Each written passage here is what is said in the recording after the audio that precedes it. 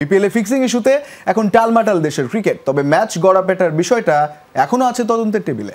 অভিযোগ প্রমাণিত হবার আগেই ঢালাওভাবে নামসহ খবর প্রকাশিত হওয়ায় আইনের আশ্রয় নেবেন বলেছেন সন্দেহের তালিকায় থাকার রাজশাহীর ওপেনার এনামুল হক বিজয়। এদিকে সন্দেহের তালিকায় যুক্ত হয়েছে মোহাম্মদ সাইফুদ্দিনের নামও, কিন্তু সাইফ দোষী বিশ্বাস করতে চায় না তার দল রংপুর।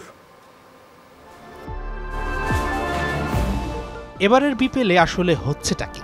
পেমেন্ট জটিলতা সমাধান হবার আগেই এখন talk of the town fixing issue. বিপিএলে ক্রিকেটারদের পারফরমেন্স সন্দেহজনক, সেটা নিয়ে অনেক আগেই সংবাদ প্রকাশ করেছে যমুনা টেলিভিশন সহ দেশের দু একটি শীর্ষ গণমাধ্যম। কিন্তু হঠাৎ করে একটি গণমাধ্যম নাম ছবি সহ প্রকাশ করে 10 ক্রিকেটারের তালিকা, যাদের সন্দেহ করা হচ্ছে ফিক্সিং এর সঙ্গে জড়িত থাকার জন্য। মুহূর্তেই দাবানলের মতো ছড়িয়ে পড়ে খবর। দেশের গণ্ডি ছেড়ে আন্তর্জাতিক সংবাদ মাধ্যমের হেডলাইন হয়েছে বিপিএল এর ফিক্সিং কাণ্ড।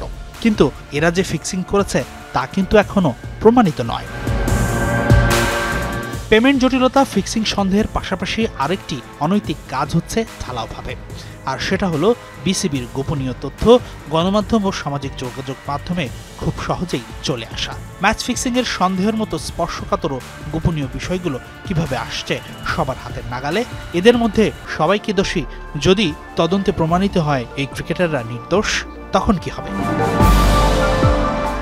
বিভিন্ন মাধ্যমে ছড়িয়ে পড়া এসব খবরে সামাজিকভাবে হেয় হয়ে এবার আইনের আশ্রয় নেবার কথা বলছেন এনামুল হক বিজয়।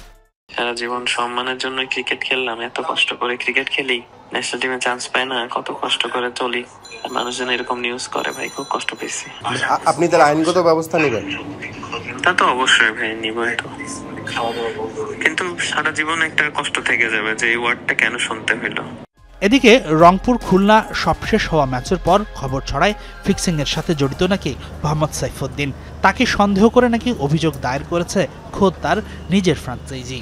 কিন্তু এসব খবর যে ভিত্তিহীন সাফ জানিয়েছে রংপুর রাইডার্স কর্তৃপক্ষ। এমন না যে আমরা বলেছি ওর উপর ইনভেস্টিগেট করতে, এমন আসলে করাটাও ঠিক না, কারণ আমাদের কাছে এমন কোনো এভিডেন্স নেই বা আমাদের কাছে কোনো কিছু নেই যেখানে আমরা বলতে পারবো যে ওর উপরে ইনভেস্টিগেশন করা হোক। Our job is to protect our players, আকসুস জব আর আকুস জব ইজ টু ইনভেস্টিগেট। তারা তাদের কাজ করুক, আমরা আমাদের কাজ করি। বিপিএলের ফিক্সিং ইস্যুতে যেভাবে খুব সহজে গোপনীয় খবর ছড়িয়ে পড়ছে, বিতর্ক তৈরি হচ্ছে, তাতে সন্দেহ দানা বাঁধতে শুরু করেছে। এখানে অন্য কিছু চলছে না তো? হাসিনুর রহমান, যমুনা স্পোর্টস, ঢাকা।